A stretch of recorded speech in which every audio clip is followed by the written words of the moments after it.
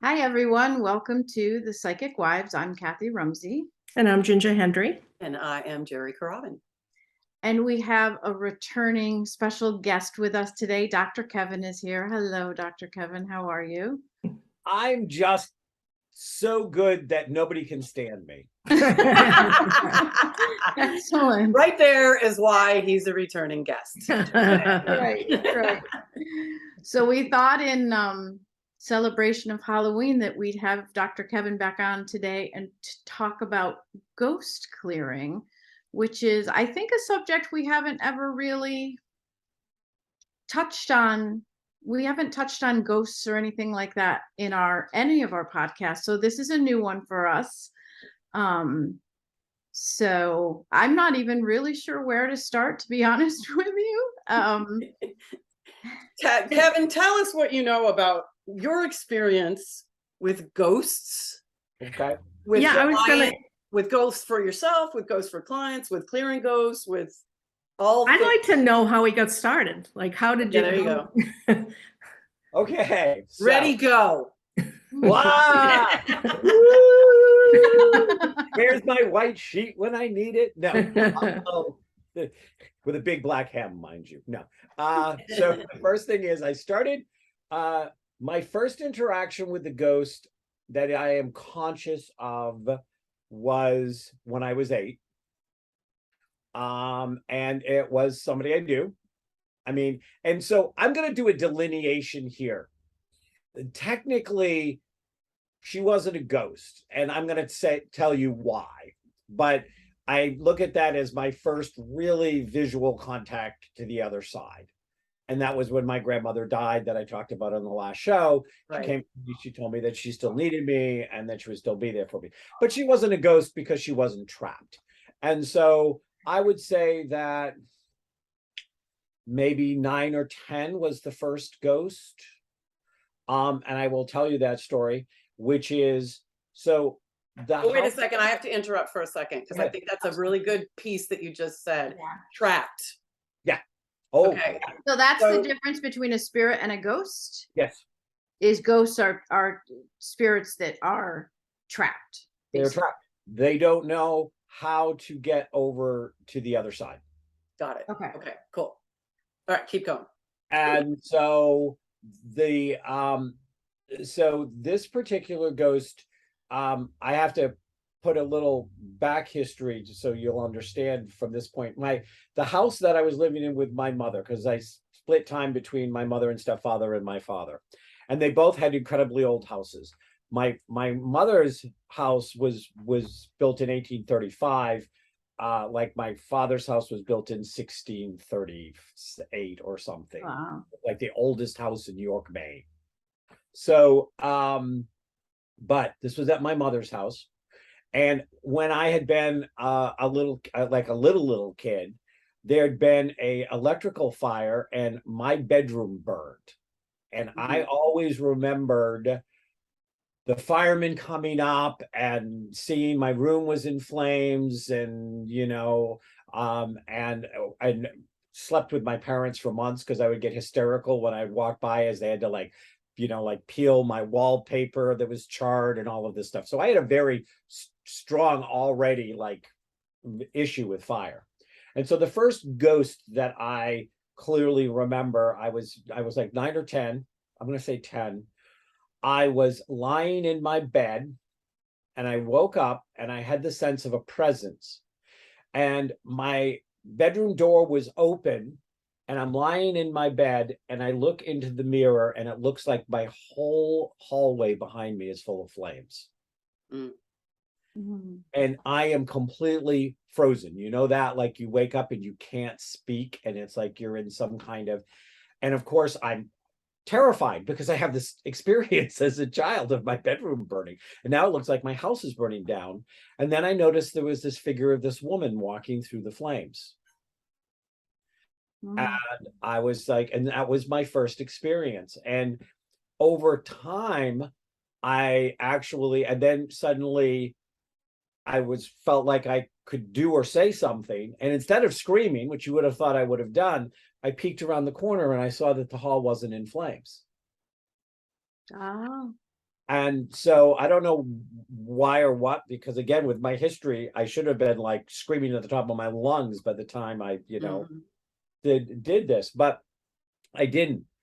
And she visited me a number of times through those early years, but she stopped showing up with the fire. I would just see her wandering. I would just see her wandering. I'd just kind of see her wandering. And then I just tried to get quiet and talk to her and find out what was her story. Um, because I wasn't afraid. I by the time she showed up, I'd already seen my grandmother. Now, did you tell your parents about this or anything? Oh no, oh No. no. Okay. So my mother and stepfather were the kind of people my grandmother had warned me about when she talked to me about my The they were, non-believers. yeah, they were non-believers. They didn't want to know.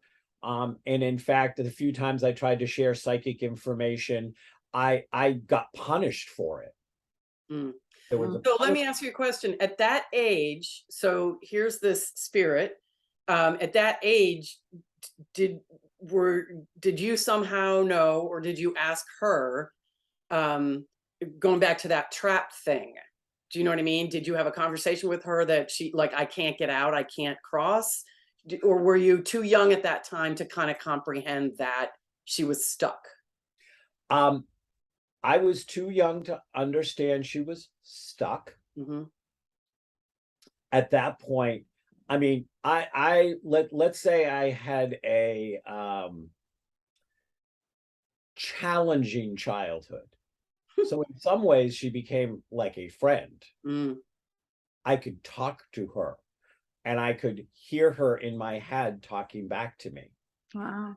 And so she would tell me, so she told me her story and of what had happened. But I had no concept that this was a bad thing. I didn't have any concept that kind of what was what. I just kind of knew.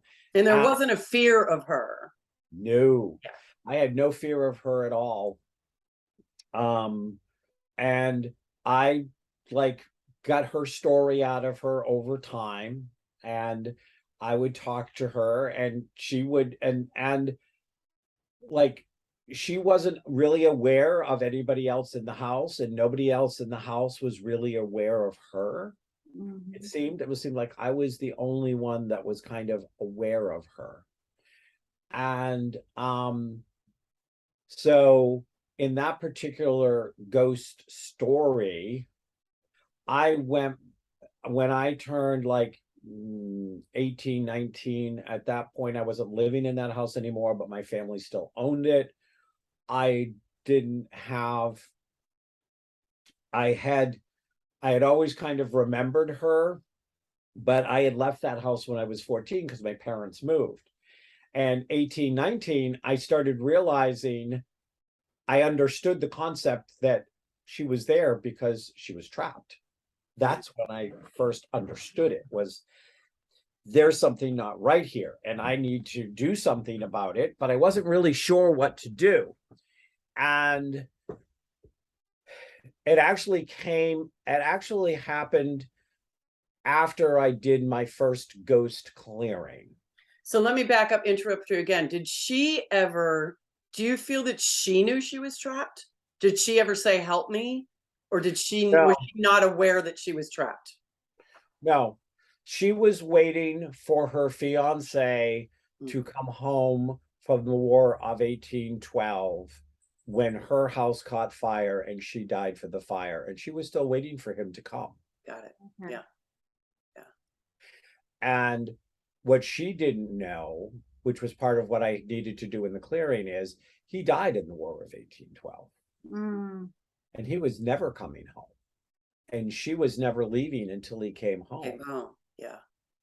And so I had to connect that soul that was his, the soul that had been reborn several times since then. And but I had to touch that aspect, that there was the soul that had the face of that fiance, to bring him in to help her cross over and to help them reunite so she could cross over. And I'm Mhm. assuming you did this, you know, you didn't go out and get a book saying, how do I do this? You intuitively just kind of had to figure out how to help her. Well, Or that did you was the go to fact- somebody to say, wow, what do I do here? well, so that's a funny story. Of Um, course it is. so in a second, I'm gonna finish this story, Mhm. and then I will go. I will go to my first ghost clearing, which was that told me I had to go back and clear her. So I'll get to the first ghost clearing. But what happened with her was, so I got her crossed over. So we got her crossed over. You think I had a frog in my pocket. Um, and in that, part of it was that I was also I never really questioned my psychic abilities, but because it happened at my family home and because I had not been treated well at times because of my psychic abilities, I was absolutely determined. And I went back to the library and I proved that there was a house that was on the land that my mother's house was on that burned down, and my Mm. mother's house got burned on top of it. And I verified the information she gave it to me, and I think there was a little part of me that wanted to take it and frankly shove it down my parents' throat. See, told you. Yeah, but I had tried that a couple of other times when they told me I was lying about something, and then I gave them physical evidence of what I saw happened. Because I'd tell them I'd get a vision, and I'd tell them the vision, and they'd tell me I was lying and I was making it up, and I did. Sometimes there'd be a punishment involved for lying, and then I would show them the newspaper the next day that had the picture that I described in my vision that had actually happened. Mm. Then they wouldn't want to talk about it. Mhm. They just shut down. I mean, like, Yeah. they weren't ever going to open their mind. Wasn't going to happen. So, but that's the story of her. So I just wanted to cycle that out because my first ghost clearing is a story that will give you some other pieces of information about ghost as I tell it. Does Mhm. this format work for you to kind Yes. of Keep going, dude. Keep going. Okay, great. I just want to make sure. So my first ghost clearing happened. I was in college. I was attending like a community college because I was working full time, and I was doing that thing. So I was walking down the hall and there was this girl that was in one of my classes, and she was quite a bit older. I say quite a bit older at the time. She's probably in her early 30s, but I was like 19. And she came up to me and she said very quietly, she goes, "I hear you're into all of that stuff."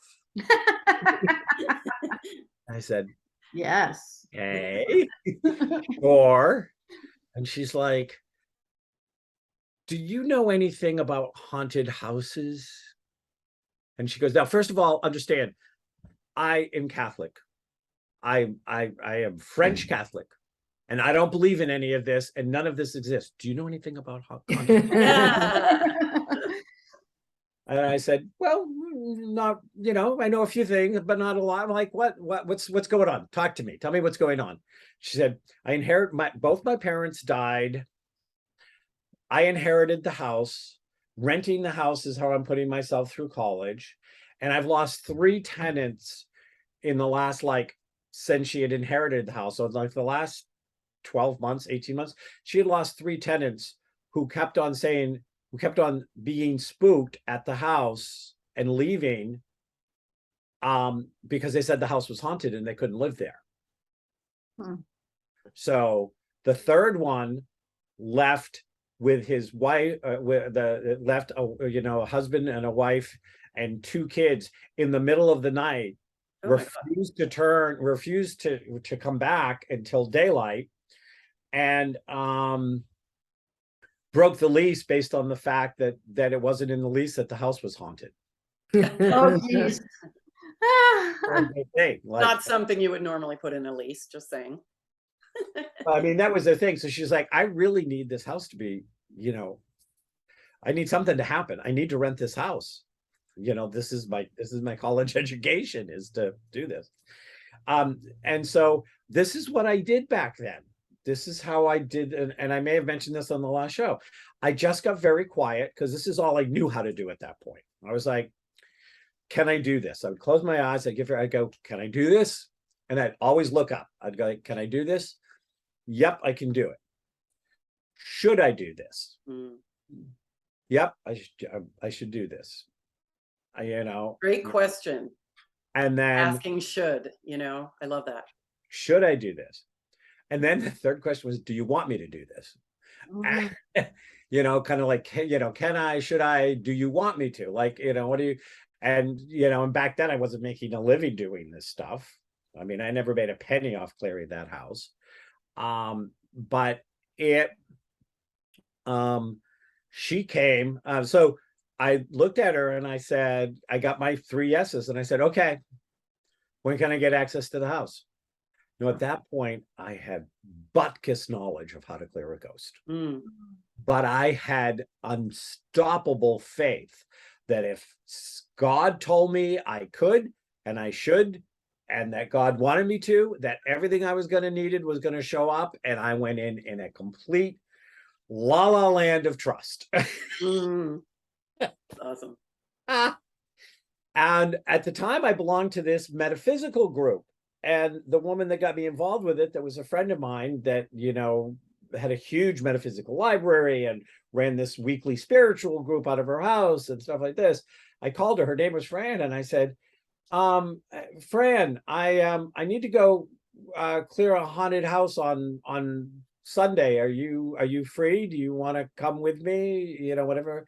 And she like freaked out. She's like, you can't just go in and, you know, there's just a lot of things and you don't, you know, and blah, blah. And I was just like, well, I said, then come along. I better come along and keep you out of trouble.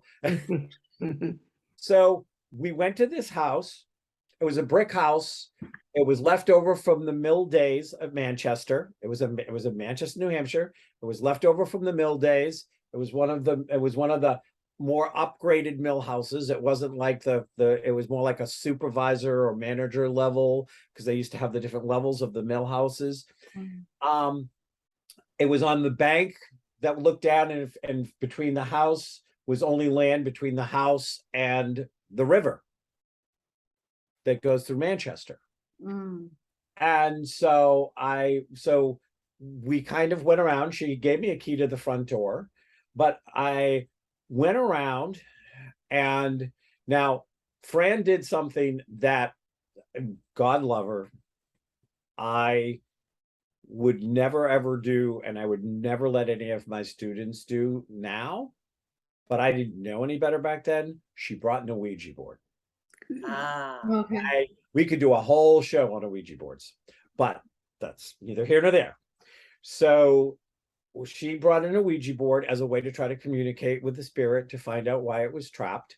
She's the first one that I think that gave me when I said haunted house. And she goes, well, you know that they're like trapped, like there's something there. So I think she was probably the first one that had that kind of knowledge that this was somebody that was there because they couldn't move on. Mhm. And stuff like this. And, you know, at that point, I had kind of established that I'd been working enough with my psychic ability. I had done some professional psychic gigs at that point. It was part of like the interweave of who I was. But I always looked at my psychic abilities was kind of something that I was here to try to like help people or do healing. And I was like, you know, well, I know I've had ghosts and I know I talk to dead people. So I guess I could do a clearing, and I guess it kind of falls into what I feel like I should do with these gifts, that they're a gift. Well, it's helping people. It's It's I mean, in line. Yeah. the people are dead, but you know, details, don't get caught up in the details. They still need help. Right. But you're helping the people who are alive that own the house. So there you go. Yeah. Well, actually, I came to the point, and I stand with this to this day, which is, yes, the people that own the house get to write me the check if I'm called in to do it, but I'm really doing it for the ghost that's trapped. Yeah. Because they need healing and they need to get back into their incarnational cycles. Mm. And I have been known to go off on ghost hunters before, live on air. Mhm. Just saying. But so we went around the house, and I kind of wanted to walk around. I kind of wanted to see what I was getting, feeling, and Fran the whole time was kind of like, oh, so you get anything? Are you feeling anything? What are you doing? And I was just kind of like, well, I said, I keep on focusing on this door, and it was rusted shut, like you looked and stuff like this. And I said, I just feel like it's like there. And I knew this was like a door into a basement, but you could tell there was like growth on it and it was rusty and stuff like that. And so I'm talking to Fran about it, and we both hear the sound, and we turn, and that door opened. Oh, Mm. wow. It opened. And I was like, well, I guess this is the invitation Mm. to go in.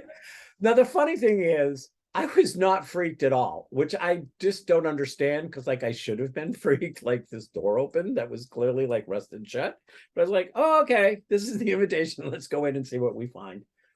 I don't know. I don't, I'm not going to tell the full story, but I do have a DVD on ghosts that people can get on my website, where I do have ghost stories, Mm. actual stories of real life ghosts I've cleared. But what I will say is, in that ghost clearing, I learned a couple of things. A, you can have multiple ghosts. That one had 3. Mhm. You could have different reasons why those ghosts are trapped there. And don't ever get into your vengeance mode, because I only cleared 2 because I was irritated with the 3rd one, and they followed me home. So wait, let me interrupt for a second. Were they related, the ghosts, in some way, or were they just 3 completely separate that had something to do with the house? It was a father, Okay. a son, a little boy, and a best friend. Okay. And the father had accidentally killed the little boy, Oh. and the best friend was hiding and witnessed it. Hmm. Wow. Wow. And what I will say is, the father was driving people out of the house, and I don't know what activated him, because when her parents lived there was no problems. Her parents lived in this house. Hmm. And the problems didn't come until the parents died. Oh, And- interesting. And they died, if I remember correctly, because I do know they died together, and they died young, like they weren't old. I think it was a car accident. I don't know, because back then I wasn't gonna like ask, so how did your parents die? Today, if I was gonna go in and clear a house and had this history, I'd be like, I need to know, how did your parents die? What was involved? Because what I will tell you is, the father was scared to death that someone would find out he killed his son, because he never admitted to killing him. He got rid of the body. And basically the story was that the kid must have gone down to the river and fallen in, and his body went away, and he just died. And the father and the son, and the father and the best friend, lived with the knowledge that the father had killed the child. Mm. So everything that child, everything that was happening to those tenants was happening because he was trying to keep hidden. And I went right to the places. Like, I found a place that, when I talked to the girl afterwards, because she wouldn't go. I mean, she wasn't going to be on the property at all. But she knew the house, because again, her parents had lived there, and when they lived there was no issue with it. And I told her, I said, you know that chimney, the thing that goes up and on the 2nd floor? And I said, yeah. And I said, do you ever remember any reason why your parents actually opened that up? She goes, well, no, it was never used or whatever. And that's where I found that he hid the murder weapon. Hmm. And or hid evidence of it. So yeah, again, I tell this full story on my ghost class, where I tell you what a ghost is, what it isn't, why people become ghosts, all of that stuff. I have a whole 2.5-hour class on it, but the end of the class has been nothing but telling real life ghost stories. And this is one I tell much fuller. But for this interview, that was my first ghost clearing. That's when I had it. And that spirit followed me home and made my life miserable until I The cleared third one, the father. the father. Okay. So I- you were able to clear the first two, the other two. Yep, I was able to clear the other two. And so I know the whole story, like you said, is on the DVD, and everybody, we have, you know, Kevin's information is all on the website, etc.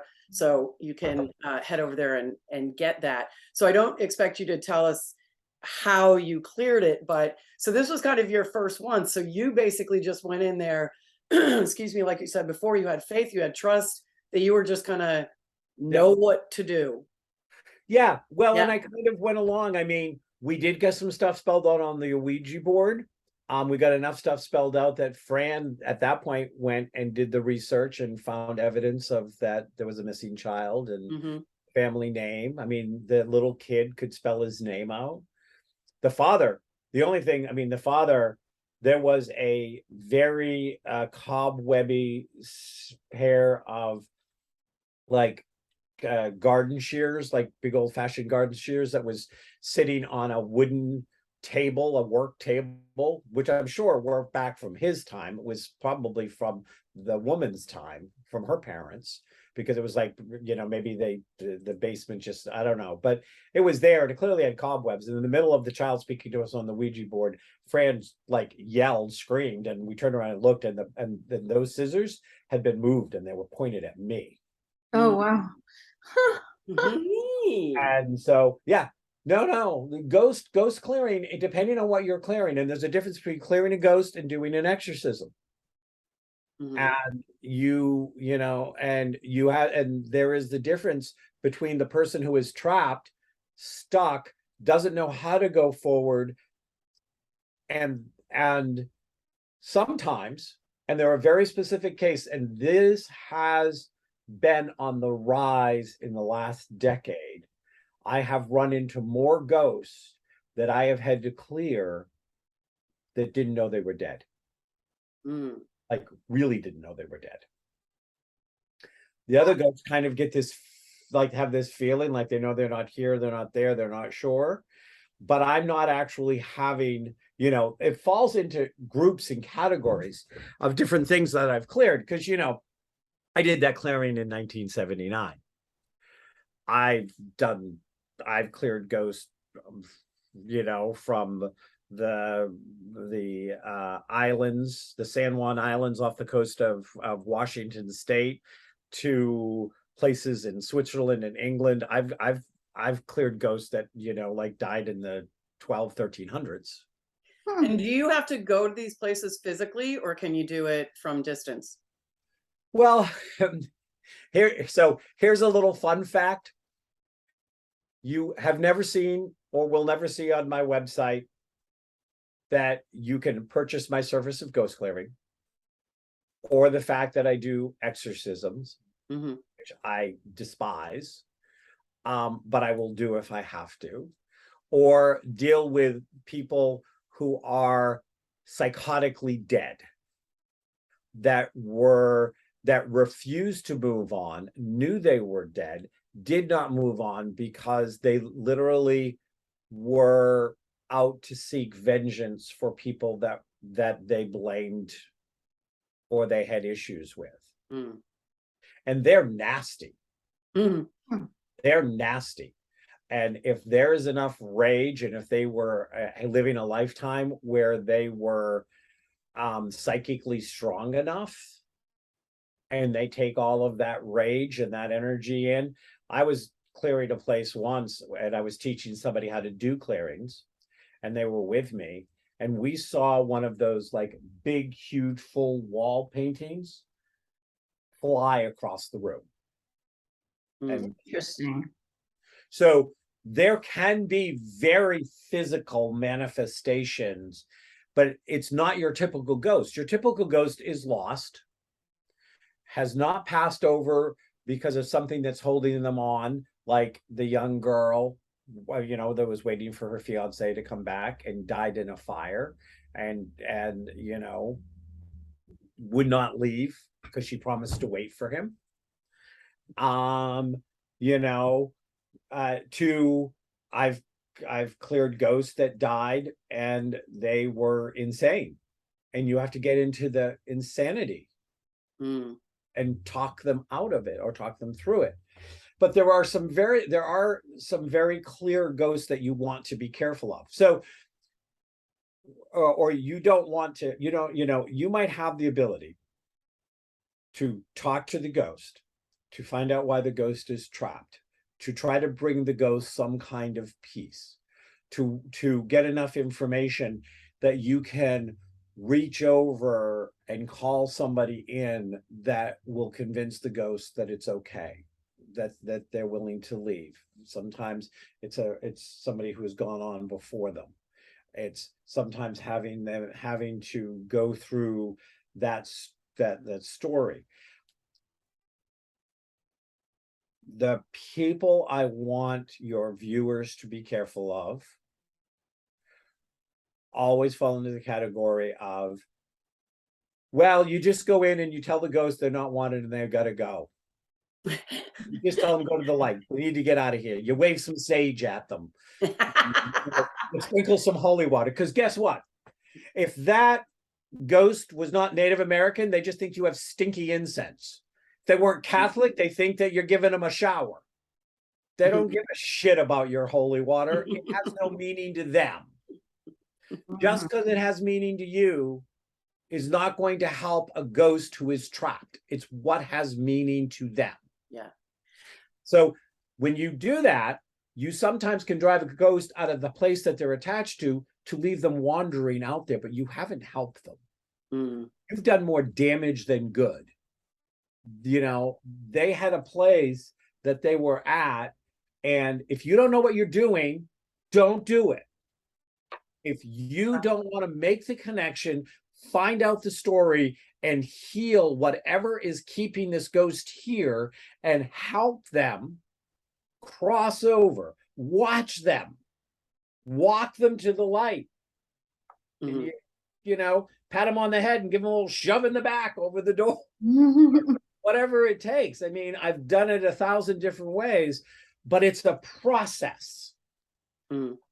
It's not a hoopa hoopa dance with all sorts of fun stuff and ringing bells. They just left because you irritated them, but you didn't help them. Mm. Mhm. So I have two questions, and I know you had said before, you had mentioned the Ouija board, and I know we could do like a whole different, so you don't need to go into the Ouija board, but I just want to know if you can just you had said it was a mistake that you brought the Ouija board. Can you go in just to shortly why was it a mistake? Like it has no place in it, or why was it? I feel like that the Ouija board intensified the negativity and the rage. Okay. Yeah, that makes sense. Because a lot of people do kind of equate a Ouija board with more negative vibes as Right. opposed to positive healing. Okay. And there's a whole history and reason why that's so. And again, that's a whole, Yeah. if I want to talk about it, let me know. But Okay. there's a whole history about that and stuff. Now, the other thing you have to be very, very careful at is knowing the difference. If you're going to go in the situation, and I would say at least, because as I had said before we went on air, I had an event Friday night and then I had an event all day Sunday. I came up with to at least 8 or 10 people in all of those different sessions I was doing who was having an issue with something that falls on the spectrum. Okay, not a small number. 8 or 10 different sessions where this was it, but they fall in different categories. And this is where you have to be careful, because a pure ghost is trapped, might be frustrated, but is harmless, has no ill intent. And what they're doing is they're going to you and they keep on yelling or screaming, so to speak, like they keep on projecting their energy. And when they see somebody feels it, they lop onto them to go, can you show me the way? Like, help me here. And I don't ever have them come up and go, help me. but I do get the feeling of like they attach because they know that I can feel them. And so they are lost. And so, and I tell some people, and I'm sure you guys have all had situations where you've done sessions with people, and I go, honey, you're a ghost magnet. Like Mhm. it's just the tuning station you came in with. Mhm. And so you are, one of your psychic gifts is to be able to be a little beacon of light to people that are lost and wandering, which is why I decided it fell into my thing about being committed to being a healer, because I'm healing these ghosts. Right. So that kind of leads me to that other question that I was going to have. Like, obviously, you're doing it different now than you did when you were 18, that very first one. But it sounds to me like every clearing that you do, you're asking for guidance on how to do it, because it's not like every single one is the same. So it's interesting. I have a whole chapter in my book, Combing the Mirror and Other Steps in Your Spiritual Path. And the chapter title is You Will Know. You will know whatever you need to know whenever you need to know. Yeah. And once I adopted that principle in my practice, when I go into every ghost clearing, my first thing is I go in with an open mind. I touch the energy of the ghost, the conversation begins, and it just appears. I don't question, I don't think about it. And I will guarantee you that at this point, I have cleared hundreds and hundreds of ghosts over 30, 40 odd years. And no two were ever alike, ever, ever, ever, ever. There are similarities. Mm. I can tell you some of the most, one of the things that is the most common occurrence of what traps a ghost. Which is Religion. okay. Religion. Expand. What? Expand, please. Expand. If you die like a ghost that I touched yesterday, died in great issue with feeling whether they were a good person according to their religious belief system. And they are in their head, they are in purgatory right now. Okay. Got it. And they're afraid that they will be indefinitely in purgatory. And if they were to make any move, it would literally take them to hell. So if you die being afraid that you weren't good enough to make it into heaven, it can trap you. Oh, interesting. Depending on what you feel like your crimes were, how devout you were, how much you made that the core of your system, how much guilt you died with in hypocrisy and feeling like a hypocrite. The trouble is the biggest hypocrites never know they're hypocrites, so they probably just pass right by, Right. Yeah. they just, go by, pass by go and collect your $200 and they're out of there. Yeah. On to their next life. That whole hypocrisy thing worked really well for me. Yeah. I had a question for you. When you mentioned that the father followed you home in that one clearing. So when a ghost is trapped here, it sounds like generally they're trapped by their own beliefs. Yes. Right. And so, but I guess my impression, not knowing a lot about this, is that you get trapped where you are. So if it's in your house or, whatever the location is, but what you're saying is doesn't have to be that way. It's just trapped in this dimension, for lack of a better word. Yes. So one of the things, great question. Thank you, Ginger. One of the things is they tend to stay with what is familiar, and oftentimes there is an attachment to that place. Okay. But with this guy that followed me, and I mean, like, he haunted my nightmare, he gave me nightmares, he gave me, he was really at me. It took about 7-8 weeks of being energetically attacked by him before I finally crossed him over. But I proved his guilt. I found out his great secret. Right. I didn't hold the secrets anymore. I held the secrets. He also didn't feel like he deserved to pass over, that he didn't feel like he was ever forgiven for his crimes, his sins.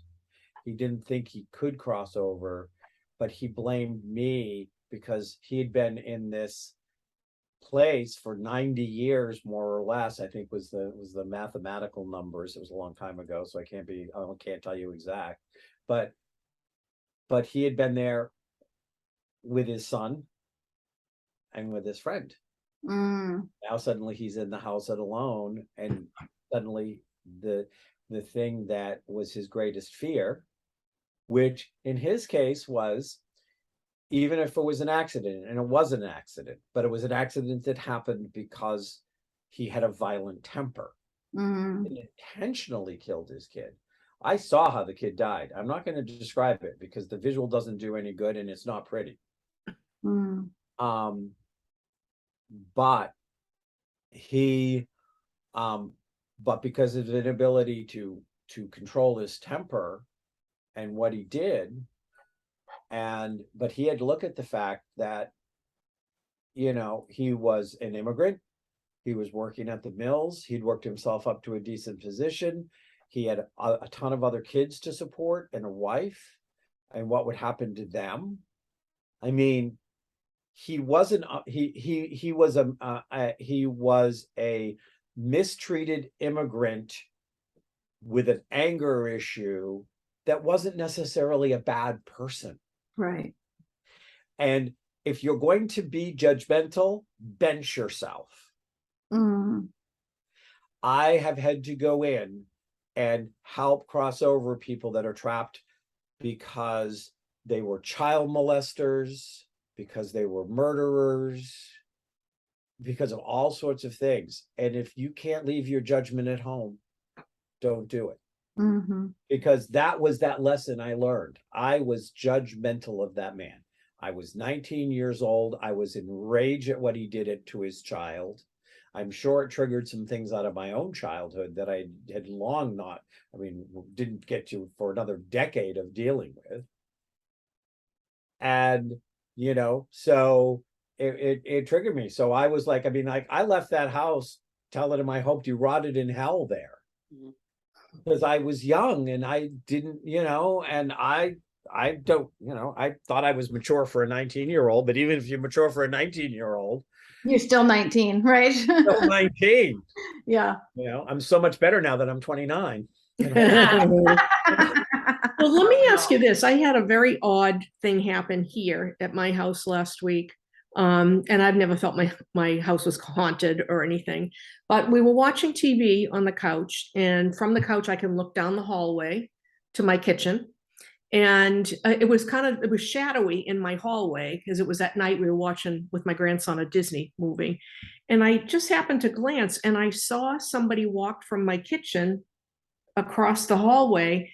And the way that it looked to me, it was a shadow person, if that makes sense. Like I couldn't make out anything. I felt like it was a male, very calm. I didn't get any weird feelings. It went that way. And I couldn't really try to connect because we had the TV going and all of that. I did try the next day and I still don't know who that was, but it wasn't upsetting. It wasn't anything. So one of the things to know, there's a couple of different things that come to me. But one of the things to know is that sometimes people right after death, when they're lost and they're trying to figure it out, they're the ones that will see, it's like they see a beacon of light, which is in their energetic vision, like a ghost magnet. Mm, And so there's 2 or 3 possibilities. If you just moved in there, I would say I'd check to see if there's an active cemetery around, because if people that are just buried are, maybe they're not ghosts, but they're not clear yet, like they're in that in between limbo, then you would see them walk through your house. Because they would see that there was a light there. If somewhere within your house, I'll say it because I'm hearing it in my head. somewhere within your house, within 3 miles, some massive construction job or digging up or something has happened, it may have disrupted somebody. Because I kept on feeling, I'm like, because I wanted to go, Ginger, 3 miles around your house, where have There they is, the there toilet? is, there's, Okay. yeah, there is.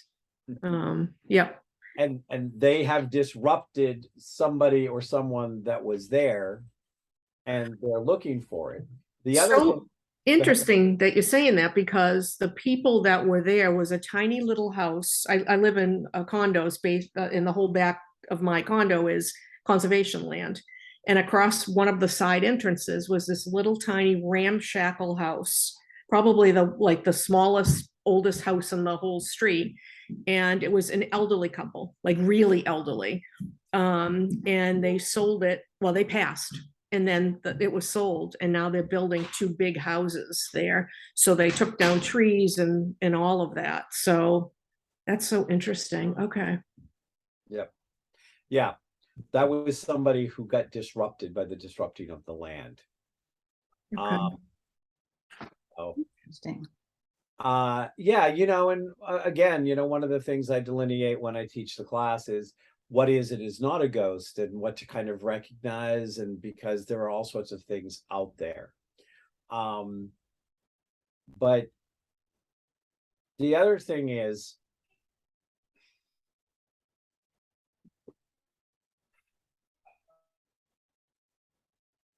I need to say this, which is, if any of your listeners say, hey, I feel like I'm a ghost magnet, or you ever feel like somebody approaches you and because you're a psychic and you want to do something, or there is some history, you have to really understand what that history is. And you have to know that the people who are choosing not to cross over, they're not technically ghost, but they are haunting. And that these are sometimes people that chose a lifetime where they were going to literally teach through being the embodiment of evil. Okay. And I am finding an uptick lately of people that I'm dealing with that, and this is a literal example from a couple of weeks ago, and it keeps on flying into my mind, so I think I'm supposed to mention it, even though this person is not technically a ghost. This was a grandfather figure, or grandfather to the person I was talking to, who molested all of their children, Mm. and was on the precipice of starting to molest their grandchildren when they died. And I literally touched the energy of this man, and he won't cross over because he feels cheated because he didn't get a chance to molest his grandchildren. And Wow. has been starting to show up in their dreams and giving them dreams that are way beyond any dream they would ever have. And so what do you do with that? I force their ass over into the light. And it's closer to an exorcism, but it's not an exorcism Okay. because they're not really possessing anyone. But I first ran across this energy 25 years ago with a woman whose life was being ruined by a grandfather who had molested her on the other side, that was now had the doorway opened, and he got back in and he was attacking her grandchildren. Hmm. And that door was open through an Ouija board. Oh, interesting. Yeah. But it's as if we have done such ancestral damage that we are finding things that we don't necessarily like to talk about as light Right. workers. Yeah. But we have to be realistic that when you are being a light worker in dark times, you are illuminating dark things. Right. So my concern is I have had a couple of times where people have had to come back to me to clean up a mess because they came to me, we discovered what was going on, and they said, oh, well, I have a friend that does this. I have a friend that can, and they poke that bear and it gets 10 times worse. And then you have to bring me in to clean it up. Now, I'm not saying I'm the only person that can clean it up. I will never tell you I'm the only thing. I am the only person that can do anything. Well, except be me. But and I don't look to ever increase this side of my business. If it went away forever, I would be thrilled. But I also will not tolerate this kind of stuff to continue. Right. If you know you can do something about it. But I have to tell you, since the beginning of the pandemic and then some astrological shifts that have been going on, ancestral crap is coming out of the woodwork. I don't know if you guys have been finding that, but it's been coming out of the woodwork, and suddenly we're having to go back 1, 2, or 3 generations. And if somebody died and we're afraid to cross over to get punished for the crimes they committed, or we're so screwed up that they feel like this guy literally, I could feel it, felt cheated that he couldn't do this. And I know we don't like to talk about it, but this is the sign of the times. We are where we are now because we have spent decades not wanting to talk about a whole bunch of shit. And now we are in it up to our eyeballs. Right. So that's why I'm very much like, don't play with it. If you don't understand it, if you're called to do it, make sure you get whatever help or support you need to do it, but don't poke bears that can poke back. Right. So on a light note, you'll never have me back again. Go ahead. No. So I'm just curious to know. Thank you. That was a lot. That's a lot to digest. I'm not sure. Maybe we can have a Facebook conversation around it or something after the episode gets posted and see what other people have to say, because that's just a lot to digest, but we're running out of time here. So I'm curious, did your parents ever come around with your gifts and accepting them? I mean, my biological father, Papa, did. Because he was never against it. He just didn't like to talk about it because he had some negative psychic experiences personally. But he always recognized, he knew his mother had been a premier medium when she was 16 years old. Oh, okay. He knew he had but he wasn't my primary live-in. This was my mother and stepfather. Yes. They spent more time. They never really, I'm going to say, they never came around to it.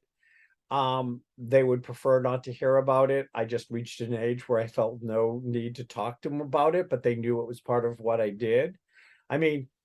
So here it sums up. When one of my books came out, I told my mother that I had put, because she had a different last name because she had remarried, that I had put her name in, that she was the dedication in one of my books. And her first response was, well, you didn't use my name, did you? I wouldn't want anyone to know you're my child. Wow. Ow, right? Yeah. That's kind of where they landed on it. Okay. All right then. You had some end of show questions you wanted to get into with me, right? Yeah. So end of show questions that we totally stole from Inside the Actors Studio, which was, in my opinion, one of the best shows ever on TV.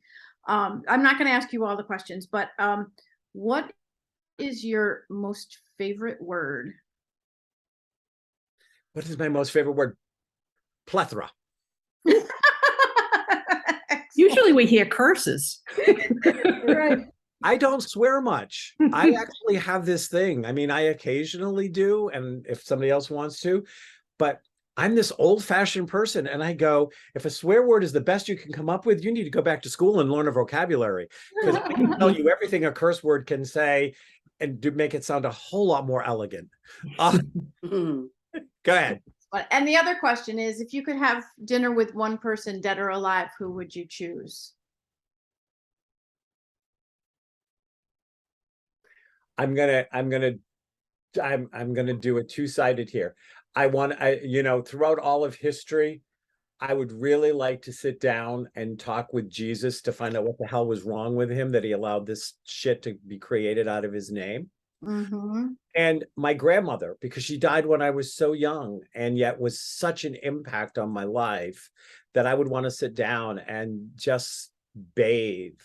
I'd like to have her here and my father there and my other grandmother here and have this wonderful family connection. But I think Jesus has got some stuff to answer to that he doesn't keep these people in line better.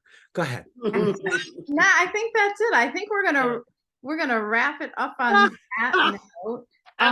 Dr. Kevin, thank you so much. Thank you. Us again. That was a lot to take in, but we really appreciate you spending some time with us again. And for everybody listening, you've already found us, but we're at thepsychicwives.com. Dr. Kevin's info will all be there on our guest page, so you can look him up. We're on Facebook at The Psychic Wives, and you can find us on Spotify or Apple Podcasts. So until next time. Be well. And be kind. Bye. Bye. Unapologetically kind. Unapologetically kind. Awesome.